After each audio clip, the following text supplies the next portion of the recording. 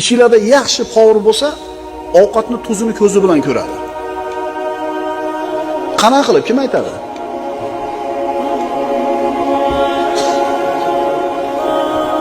Ya qo'l bilan o'lchanmaydi. Tasha bo'ldi tuzni. Yashang, qaynashiga qarab turib.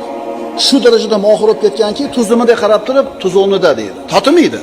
Ta'mni ko'rish mumkin. Ovqatni ta'mini ko'rish mumkin. Lekin hammada bormasda bu xususiyat.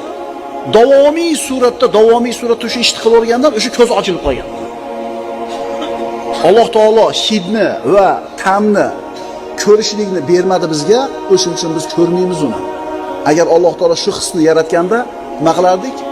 Yuqorida aytdik-ku, Alloh taolo insonga jannatga kirganda mana bu 5 ta his qilishlik organidan tashqari 6-hissini yaratadi. Birodarlar, bu oy g'animat oy, bu shamoldek bulutdek tez o'tib ketadi. Nafsini jilolab tarbiyalab qolgan odam yutdi. Robbisini huzurida mana shu oy bandani foydasiga yoki zararliga guvoh beradi. Alloh taolo mana shu Ramazonda ro'zasi bilan bandalarni azizligini yoki xor bo'lishligini tayinlaydi, belgilaydi. Ramazon keldi birodarlar, muborak bo'lsin.